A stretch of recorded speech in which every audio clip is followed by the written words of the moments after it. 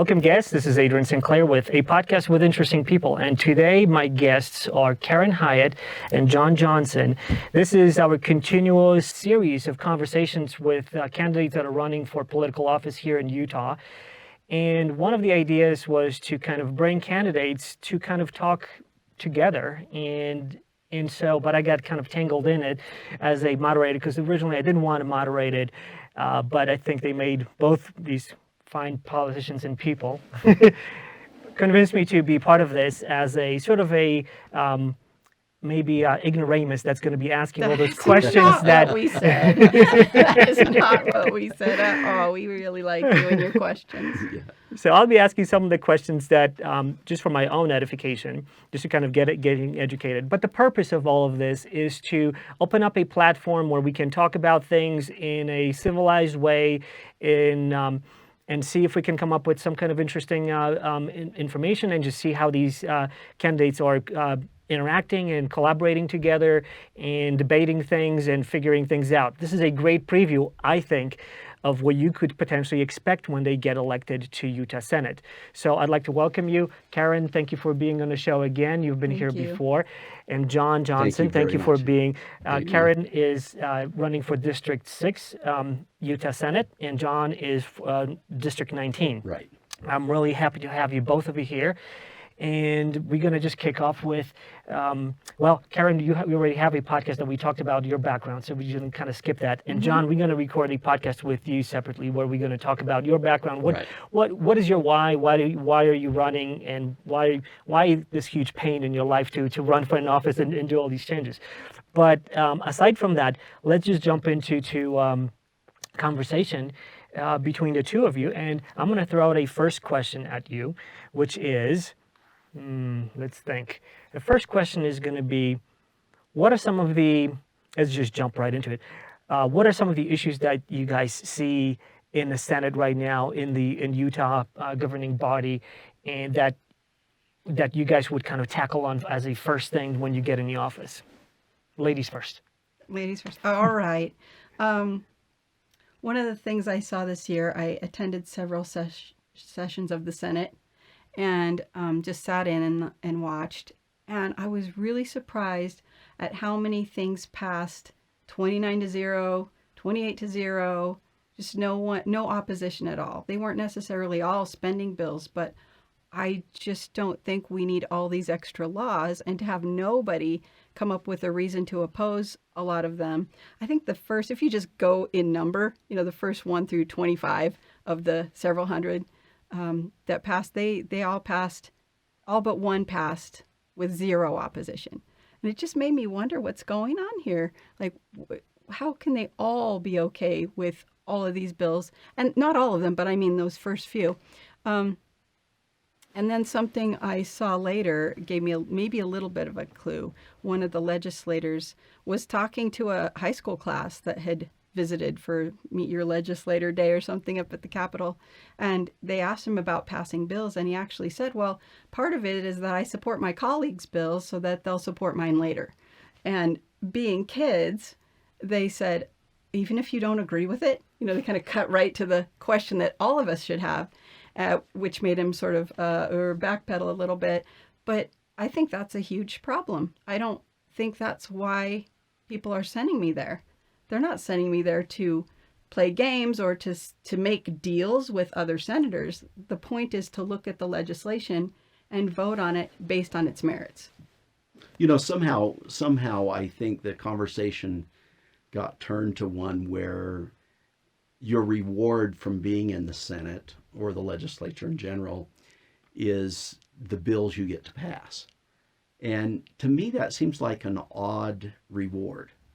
Right? The reward should be to represent those that put you in office, right? To represent the needs of the citizens of the state of Utah.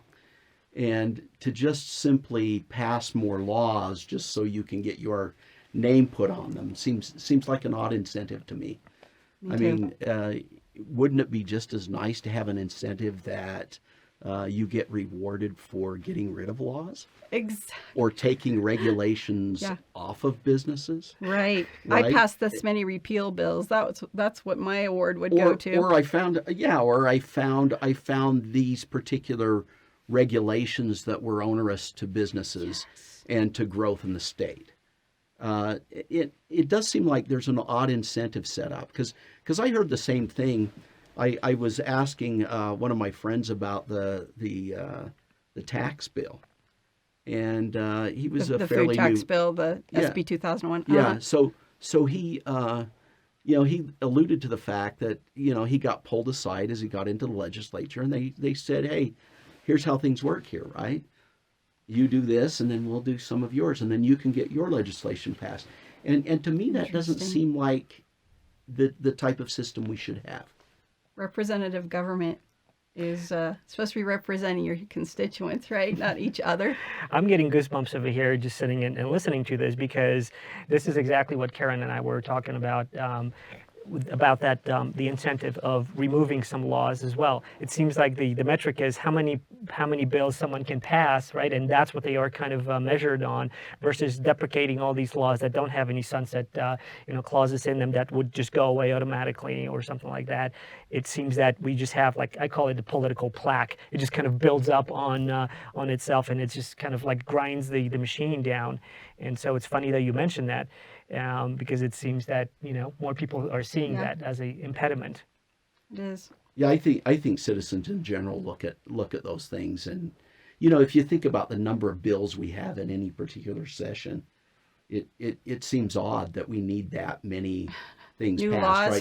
right? And I one of my friends pointed out to me that many of the bills that get put forward are simply changing two sentences in a bill. Yeah, housekeeping bills, right? And I can see those, but what I always look for is what was the political incentive behind that particular bill, right? Who's benefiting and who's not benefiting, and in my mind, it all comes back to what's the proper role of government, and what is our duty, right?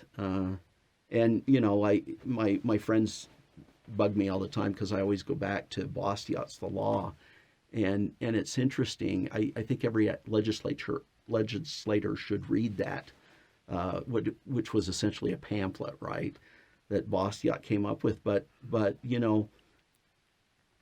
you have to look at every single bill and you say, is this, number one, the proper role of government? Number two, do I have the right to tax one person to benefit another person? Or is this a general benefit to all of society? Right. And then I might be able to justify that is a proper role of government, right? And so I think that's something that we should always keep in mind. Mm-hmm. And the other thing is why does someone need to be in the legislature for 30 years? Right. Right? I mean, what's the real purpose of that, and how ingrained are they in the system rather than the whole idea of service to your fellow beings, right? And representing their views. Yeah. Do you see issues with, like, what kind of issues do you see with people having a career, political, being career politicians over time? What's happening that you see as a problem? Well, I think they become more distant to those they represent, right? They become part of the system. And some people say, well, if you put term limits on, then the staffs just become more powerful, right? But I don't think that's necessarily the case, right? I think if you have someone, I always say that transparency comes when you shine lights on issues, right? Exactly. And I think that's part of our role as a citizen legislature. I mean, we're not a full-time legislator Right. anyway, right? Yeah. I mean, you supposedly only meet a couple of months. 7 weeks a year, yeah. Yeah. And so, where are your orders coming from, really? And what Right. are you representing? I think the longer you spend in office, the more likely it is that you will begin to forget why you went there in the first place. So that's a real risk, and I'm already I'm already keeping my eyes open for a nice liberty-minded, informed person who can take my place in 4 years or 8 at the most, hopefully 4. I'm not the only person that can do this. There's other people that can understand the Constitution, that can read through the party platform, for instance. And I think if you're up there just for a few years, you're not going to forget what's in that party platform Right. as likely as you would if you're just in there for decades. That was a pleasant surprise to me when I've learned that it's a part-time legislature in Utah, which is, I think it's a blessing in disguise, It because is. when I talk to you and Jordan Tusher, it allows you to have that one foot still in sort of like the real world, right? Where you Absolutely. still have connection with people, and you're not just kind of in this echo chamber that, just things bounce, and you really are not, you don't have your fingers on the pulse of what. Yeah, at least as a legislator, I think in a part-time legislature, I think you have a connection still. I appreciate I appreciate the senator that was in there before me that's decided to retire, Alan Christensen. Alan always made a sincere effort to write to all the constituents to tell them exactly what was going on and keep people informed. And I think that's great. And he did a really great service the time that he served. And so I wouldn't want to criticize things that he did, because he always tried to keep in touch. And I think in general we have people like that. That's cool. It's interesting that you say that in our state we have a part-time legislature. And actually, I have to throw this in, because if you read the United States Constitution, okay, we all sort of accept that our senators go there and that's their job forever until Right. we vote them out. But you know what? If you read that, there was a requirement in there for them to meet at least once a year. Okay? It's literally written in there that they will assemble at least once a year. And the date on the original Constitution for that meeting was the first Monday in December. So toward the end of the year, I think the idea was to look back. Were there any problems? Do we need to tweak anything? Right. Right? And I don't think Christmas was maybe as big a deal back then as it is now, but I still don't think that they intended to be in session over that holiday. So in my mind, the first week of December, you're in there a couple of weeks to discuss anything that really needs a change, and then you go back home to your farm or whatever you were doing. So even at the federal level, it was intended to be a part-time thing. It was not supposed to be year-round legislating like this. Based on what my conversations with both of you thus far, even offline with you, John, both of you are in this with a very interesting perspective. Neither one of you wanted to really do this in the sense of like, yes, I want to be, a senator. You guys want to talk briefly about that? Just like why are you, well, okay, yes, why are you doing this? Let's start with John. Well, I was talked into doing it. You're already honestly. retired. Like, why are Yeah, you doing this? Yeah. Well, I still teach at Utah State University, and I retired from the company that I co-founded, and I really don't need this. I think there comes a certain time in your life where you say, hey, someone that's non-encumbered, that has a desire to serve, that has a desire to make positive change, in a way, that's who we need, right? Giving back? Yeah, it's a giving back thing, but I have no particular agenda. I have nobody that I owe favors to. I'm not in this to benefit some company that I'm behind. And so I think that was really the intent to begin with. Even in our national government, right? I mean, if you look back to the Constitution, I mean, the government had a limited role, right? Very and limited. we're kind of getting into a point where even our state government isn't so limited anymore. Exactly. Karen, how about Yeah, it's the same thing. You look and you see a problem and you say, okay, someone's going to step up, right? After the food tax bill, everyone was saying, vote them out, vote them out. We had 20 of our 22 Republican senators voted for that. And it was a completely unacceptable bill.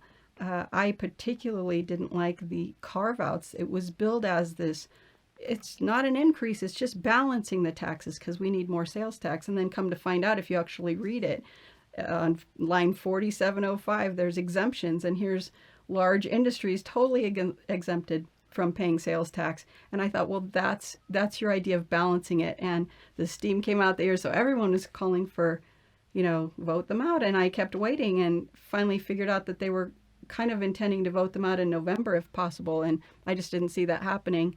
And I thought, you have to start now. You have to start with your neighborhood caucuses, then the convention, then a primary. And there's all these things leading up in order to actually make a change.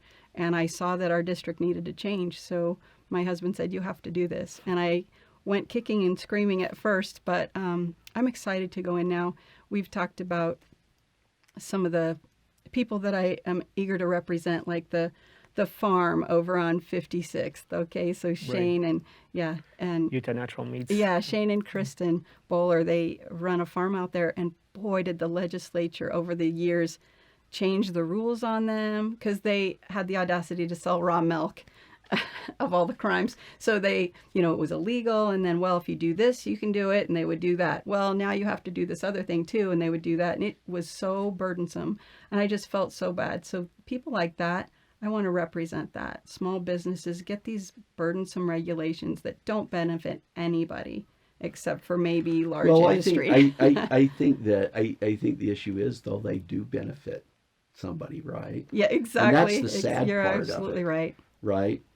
I think the thing that bothered me the most about the tax bill, honestly, was the idea that this was billed as a tax cut. We're going to raise taxes in some areas and we're going to cut them in other things. But what they failed to tell us is that there was a windfall in Utah in tax revenues after the Trump tax cuts. Standard deductions were changed on the federal tax form.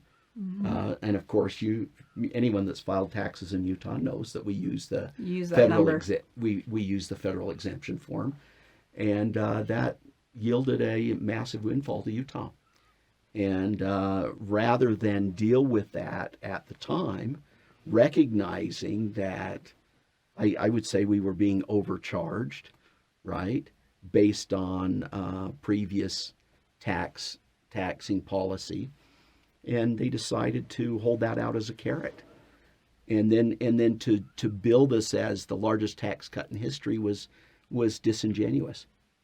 It's 6,000 lines long. It wasn't what else a lie, is in there? Yeah. Right, but it was deceitful in my mind, Mm-hmm. and I didn't like that. The food tax was another area where I felt like, and I could understand their point of view. They said we need a more stable tax base, and a food tax is a very stable tax base. Well, if you think about it right now under this COVID situation with people unemployed, you say, well, I would like a stable revenue source for my family, right? Yeah. And that's probably exactly the wrong time to charge people more taxes, right? It may be more stable from their point of view, but I think in situations like this, that's why we hold on to rainy day funds for situations like that.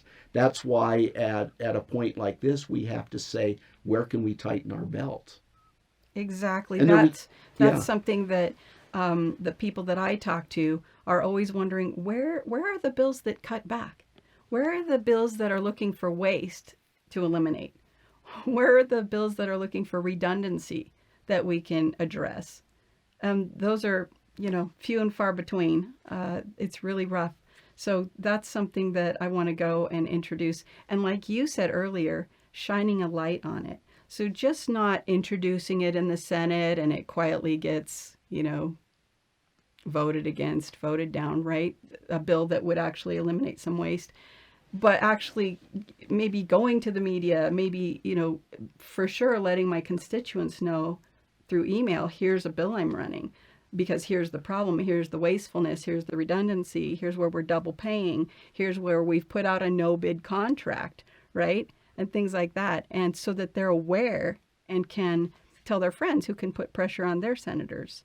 And so that's a very important thing to do, because they have to listen to some degree to their constituents. Now, there's a lot of other people they're listening to for various reasons, but it's important that they listen to their constituents, and hopefully we can let them know that.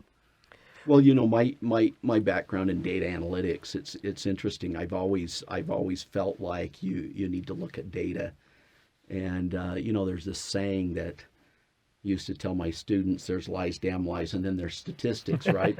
But what's interesting is that the time that statistics lie, in a sense, is when we don't show them everything.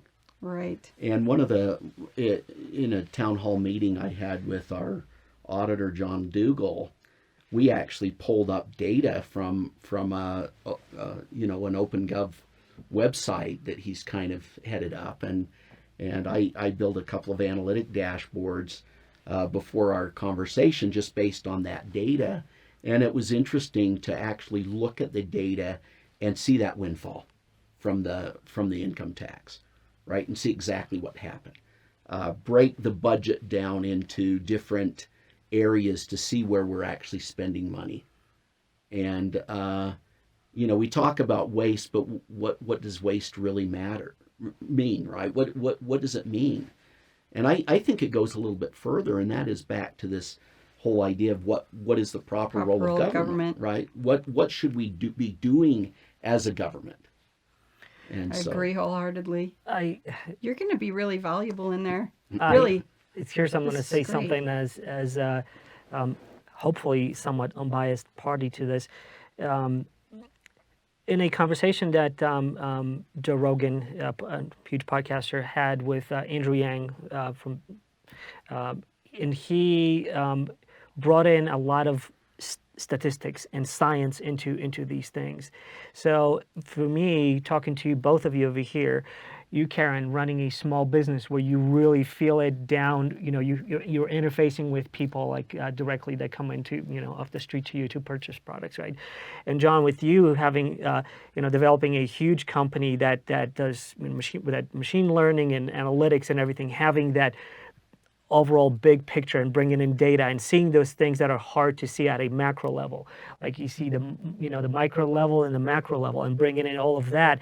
And then if you guys too can combine that data exactly, then you can kind of see the benefit of like what you guys are bringing into the table. So when you mentioned what you did, I mean, that is just so important, because a lot of things that are happening in the government are these discussions where things get emotional, but like when you bring in data, the unseen can suddenly be seen by these patterns that are being detected by these algorithms or machine learning or these neural networks, which you can tease out that information, and then we can bring that to the floor and talk to someone. Hey, is this what you see? Is this real? And just combining that, I think, is where a lot of strengths come in.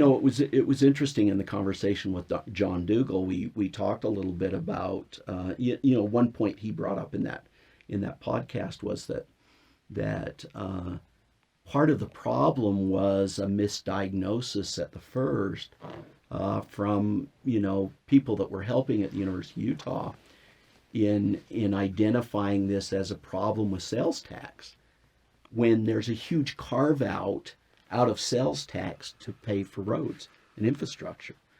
And we looked at the data on the funding for our highways. And there's one area where we do have a problem that needs to be addressed. Yes. And you can blame that on people driving more fuel efficient cars, people driving electric cars. How do we fairly allocate the expense for the transportation infrastructure? I'm a big believer in use taxes. I think that people that use the resources should pay more for them, right? And you can say there's mutual benefits to a lot of people, but how do we fairly reallocate that in this modern era where things have changed? I think that's a good question. Yeah. So what are your thoughts on how to do that? Well, Well, let me Go throw ahead. this in. Okay. Even that subject, where we kind of all agree that the current model for funding roads it has problems, especially like you say with fuel efficient and electric vehicles that will need addressing. But my first thing is again to look at waste, to look at where money that's supposed to be going for roads isn't going for roads. And one of the problems is that the federal government taxes us, individually, which is already unconstitutional. They had the income tax amendment is not an amendment. It's basically shredding the mandate to not tax individuals by the federal government. So that's a whole another story. But the federal government taxes us, and one of their legitimate jobs is roads, right? But they tax us, and then here comes the federal money back for roads with all these strings attached. Well, you're also going to do, hiking trails, and you're also going to do a laundry list of things that they demand if we want our own money back in funding the roads. So that is something that, again, I wish that our legislature would have more backbone in telling the federal government, these are your enumerated powers and nothing more. And we want the road money for roads and nothing else. We don't want these strings attached. So that's just one thing that I would like to address really and quick. I think you bring up a good point because, you don't hear the discussions about where the bloat is, right? Right. Where are we spending too much money? Where are the special deals that are going on behind the scenes, right? Yep. And those kinds of things. This is back to that idea, though, shining light on those issues. That's what's nice about, John Dougal's kind of taken over this, this data site because of his passion for it. But that's what's kind of interesting is that I can actually go online on that site and I can drill down into expenditures, right? And so can we start looking at these things, shining lights on them, and then saying, hey, this might be a problem? So if data is available and everybody's talking about transparency, everybody wants to have access to that, to see, drill down, like you said, to see exactly what expenditures, where are things going, what else can be done to kind of help, I don't know, either present it or illustrate it or make it available in such a way that people will be appreciative of that. That's, hey, we actually do have a process. Because from a resident perspective, most people are like, I don't know what the government is doing, right? And so, and a lot of people are disillusioned because of that, and they just kind of like, I don't want to even deal with this because it's just too complex. We'll just let them deal and be unhappy with them flat out. So what can be done to kind of engage people in that, to be motivated to see like, hey, these guys are actually doing something? I would say first put it into layman's terms, because like I said, I read thousands of lines, of the food tax bill. The thing was 6,000 plus lines. Now, I pulled it up online and I looked at it, and it was just gibberish. Not just legalese, but not even indented properly so that you could follow what section you're looking at. It was terrible. And there is no way anyone, I doubt that most of the senators, read through that before they voted, because it's just so much. And so number one is putting that into simple terms and not assuming that people already have a basis, for what you're talking about. Assuming that you just are explaining it to someone who's never heard of it. That's my philosophy. Let's just start with the basics, and so that they can understand exactly what's going on in simple terms. Some things, if you try to explain someone the Federal Reserve, that would just be gibberish if you explain it in the terms that the people in the monetary system use. But if you say it very simply, well, the government gave this Federal Reserve, the permission to print out our money without any backing for it. This they can start to understand.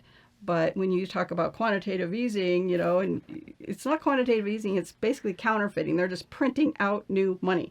And so that's a lot easier. So putting things into simple terms that people can understand. So then they'll have an opinion on it, and then they can see really what's going on and be motivated to put some pressure on their legislators. Can that even be done?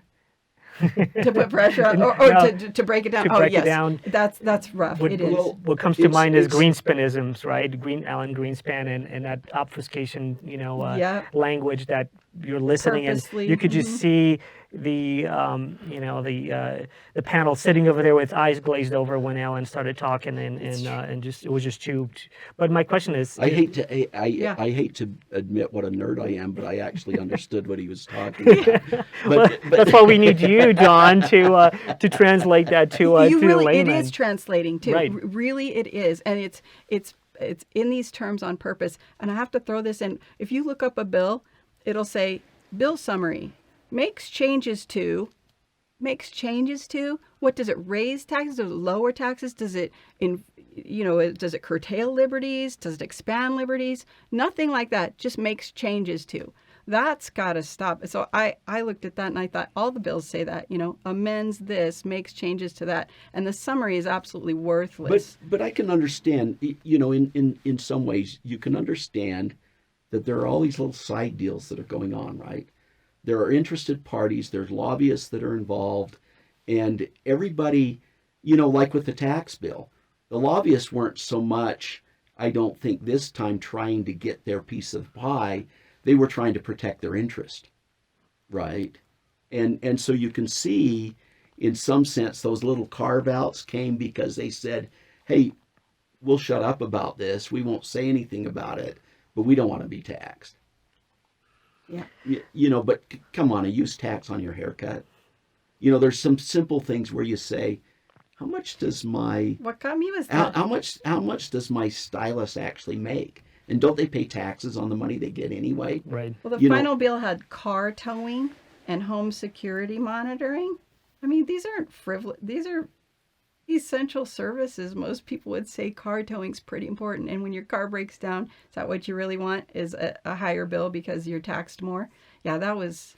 Yeah, and these are largely people that can't afford to pay the tax. In the first, yeah. That's why they don't have those carve outs. That's because a good point. There's no special interest that's driving those, right? Mm-hmm. And so that makes it difficult. But whenever things, especially as complicated as a tax bill, right? Do we need to restructure taxes? Do we have structural imbalances? Yeah, I think on the transportation we certainly do. Are these difficult problems? Yes, they are. How does the process work? That's why a lot of people in the legislature were frustrated with the referendum, because they said, hey, we did the best job we could of meeting all these interests, right? But, something like this, a major change like this, takes a long time. And I think there needs to be some patience. How can it be sped up? I mean, I have an idea. I'm just going to throw it in over there. I really do like that we should apply science and analytics into these things, and you understand how more than others how that can be done, because it is soft science in a sense of trying to interpret and maybe quantize or all that metadata of like what the verbiage means, but kind of translate that into something that analytically can be analyzed. So then you can run certain algorithms and actually maybe even detect like, hey, here's areas where we think might be some kind of issues to look at. It's not that didn't happen. We can't say, well, they didn't really even look at the data. The problem is that a lot of the legislators were put in a position where they didn't understand all the data. They were given the data by advisors. It was really these people at the Kim Gardner Institute and some others, and they were supplying the data. The thing you don't know, though, is what were the motivations behind that, and were there some agendas that were being pushed in the presentation of that data? Did they actually give it a fair look? And without other people to challenge that and push back and say, wait, you're saying this, but this is actually the case, right?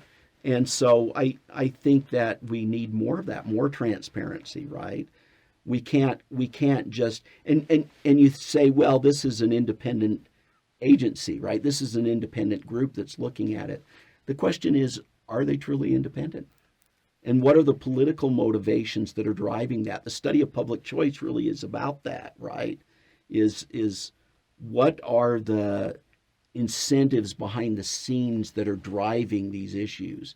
And so I think we, for one, I think we need some people in the legislature at least that are able to push back against some of that and say, wait a minute, I looked at that same data and it's not saying what you say it's saying. Exactly. Right. And that's back to the transparency and light being shined on issues.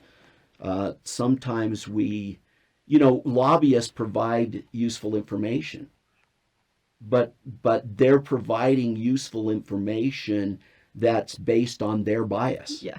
Right. And you always have to say, what's their political motivation and why are they giving me this particular information?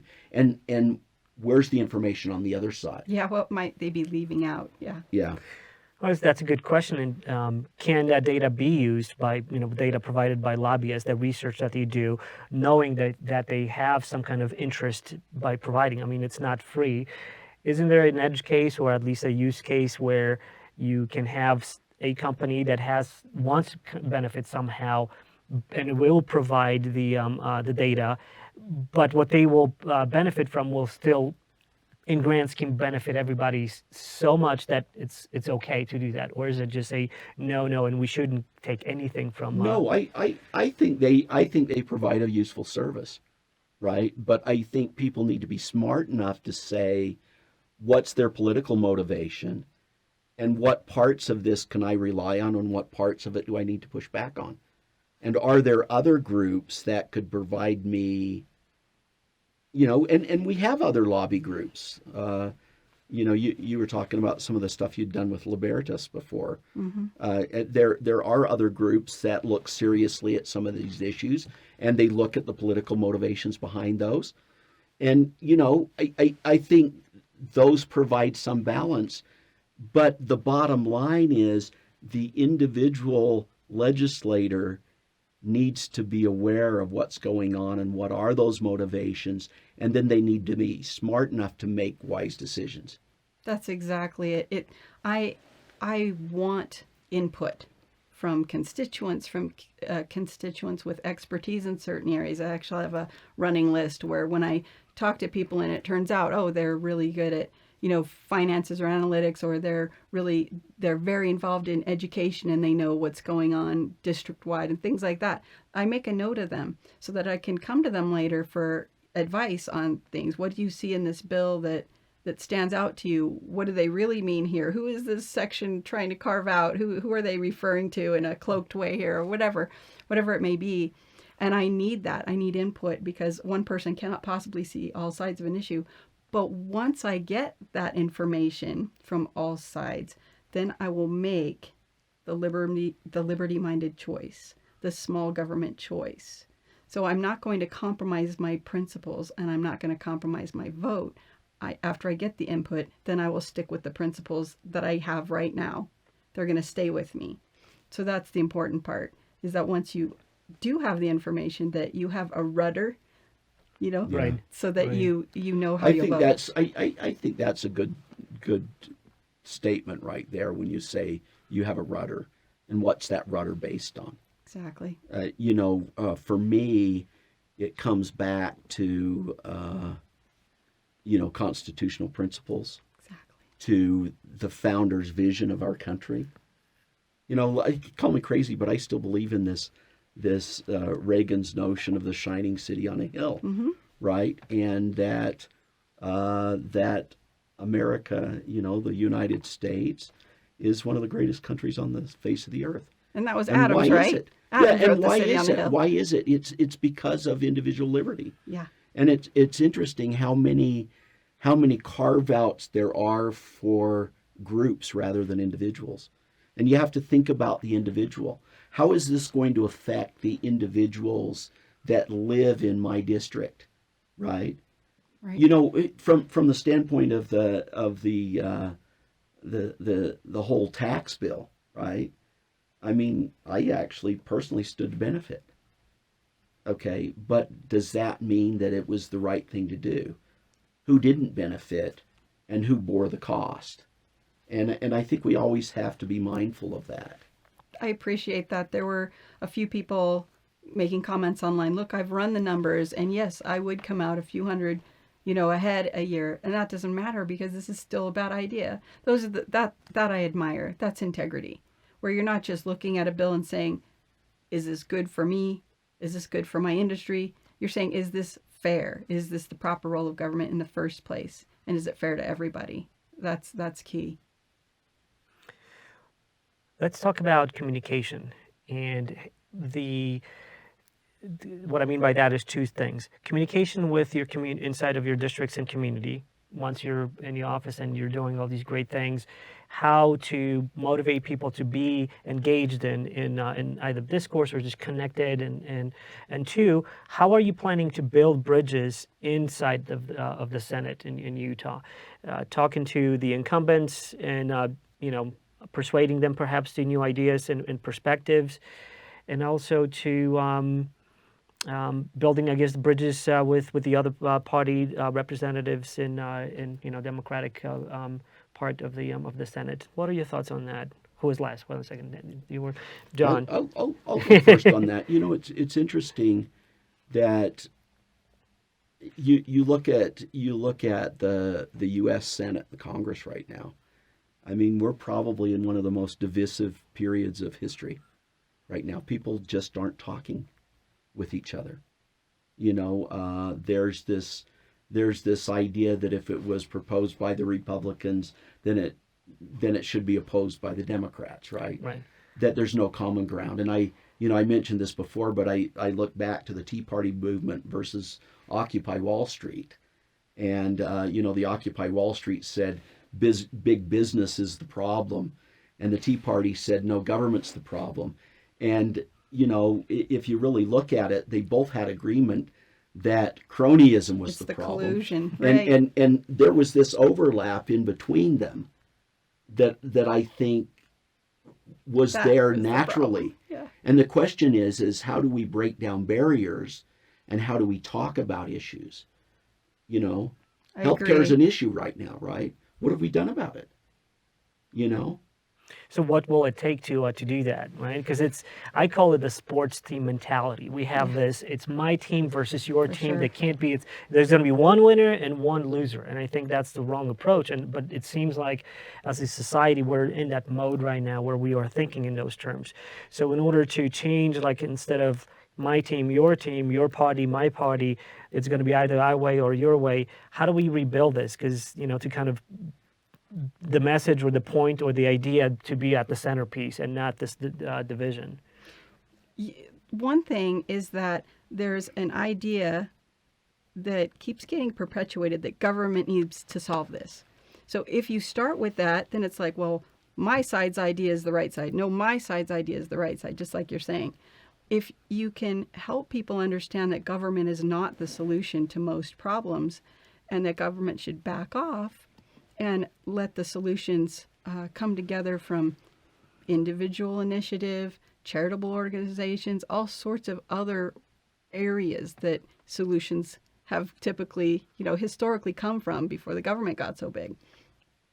Then that kind of pulls the rug out from under the my side, your side, because we're not looking to government in the first place to solve our problems. So that's a huge part of it to me. And I've found that as I talk to people, none of them neither side wants their taxes raised. Neither side wants the government micromanaging their life and their business. So as I've talked with people, I've said this before, I need my signs up. I'm a very, very frugal campaign, to say the least. So I need my signs in the most strategic places where they'll be seen by the most people.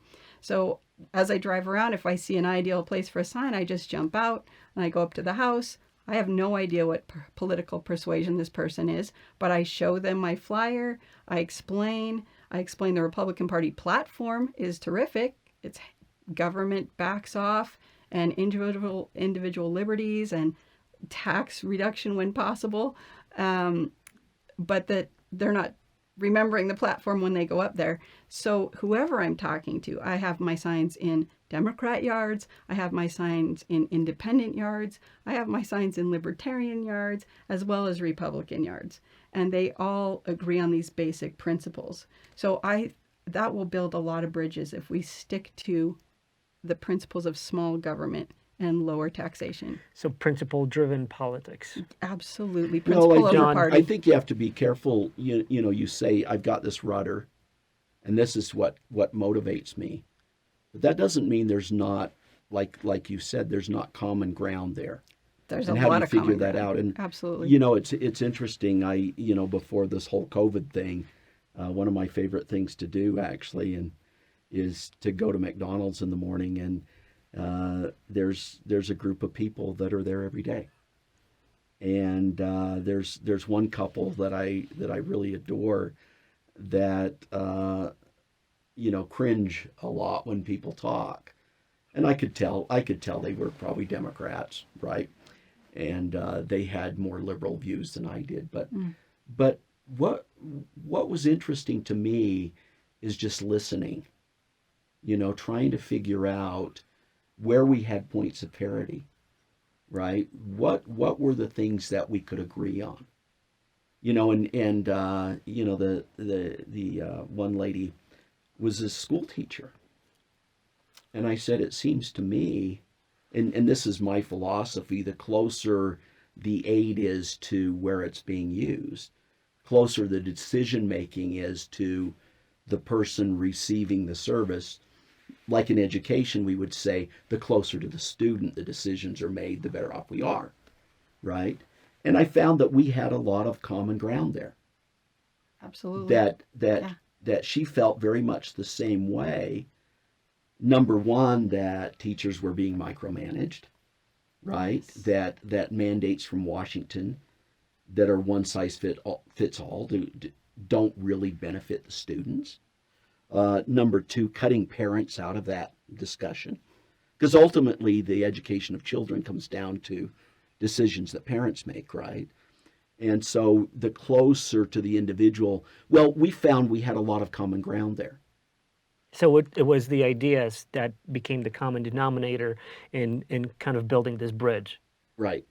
And so, and I think that's what we have to do. We have to Focus on points of parity rather than our differences. And I think we'd find out that we have more in common than we have differences.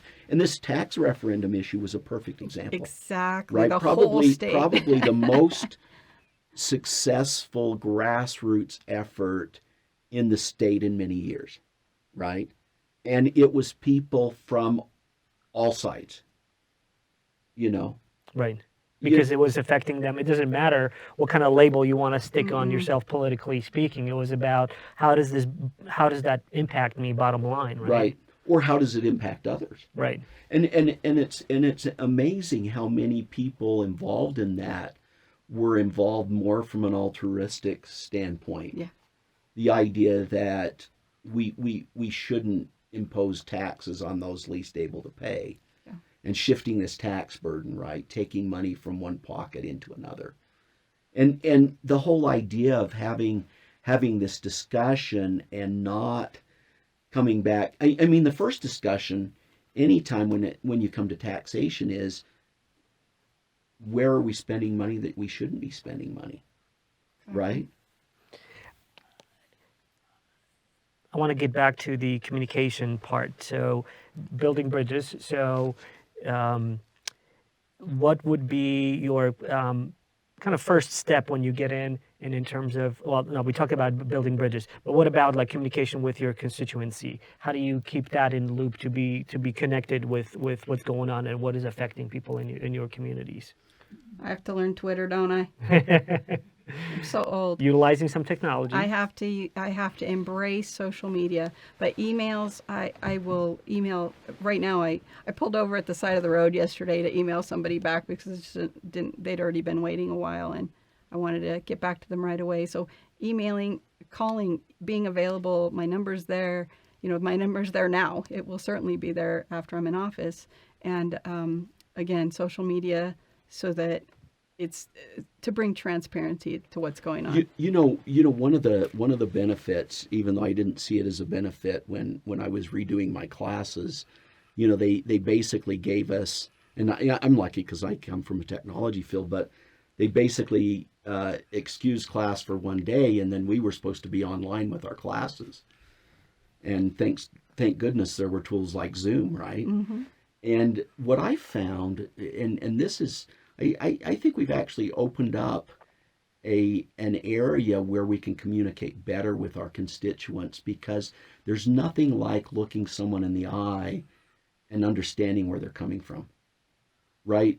So many of these communication platforms, like a newsletter we send out, that's a one-sided thing, right? Yeah. I'm feeding you information. That's web. One way. That's web 1.0, right? Yeah. Mm-hmm. And yeah, I can have a website and I can publish things there. Web 1.0.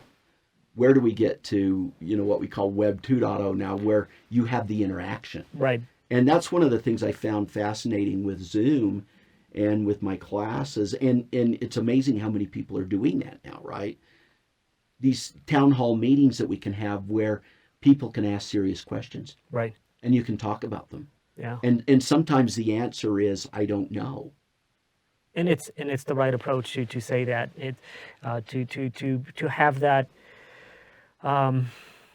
I don't know, maybe even like state of humbleness in a way. Say humility. Yeah, Exactly. humility to be able to like, look, I don't know, but let's talk about it and let's bring in subject matter experts and have that conversation and figure it out. And it's but it seems like a lot of times when it's ego driven, people are like, well, I'm the expert, I'm supposed to know this, or I'm the elected official, as if that means that suddenly you're supposed to swallow all the knowledge on the whole planet and be able to solve a problem.